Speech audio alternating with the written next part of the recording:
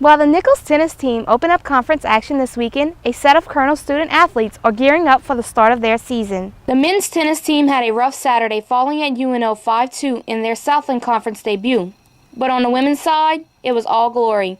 They claimed 2 victories on Saturday, defeating the Privateers in New Orleans 5-2 in the morning before returning home to hand Xavier their first loss of the season by a 4-love final.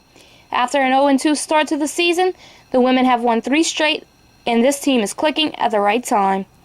The big thing in the girls' team is they've clearly understood that what it means to be on a team. They've very clearly understood that it takes more than one good player on a team to win a match.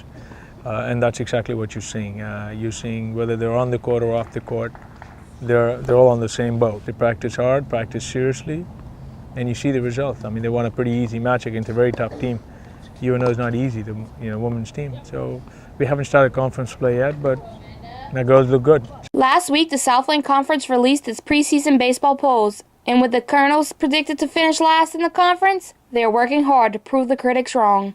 We've talked about it. It's not going to happen.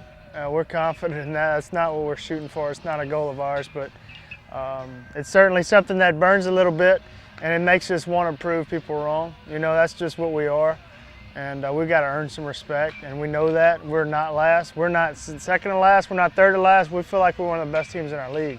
And it's very disrespectful when we're taking that approach, but it's the only approach in our minds to take. And we've got something to prove, and we've got some ammunition loaded, and we've got something burning on our hearts. We're looking forward to the season starting. While the Colonels might be picked to finish at the bottom in their league, one player received the honor of being presented preseason all-conference first team. It feels good to be recognized like that, but in all actuality, it's just preseason conference. It doesn't mean anything, and I'm more worried about the team and how we do in the season. I told him the other day, I said, "Congrats, Phil," and I gave him a high five, and he's like, "I appreciate it, Coach, but I ain't worried about that." And he's right. We're not worried about preseason accolades, and at the same time, you shouldn't be worried about being picked last, but we are. So no, he's not at all concerned about that. That's not a motive. That wasn't a goal of his.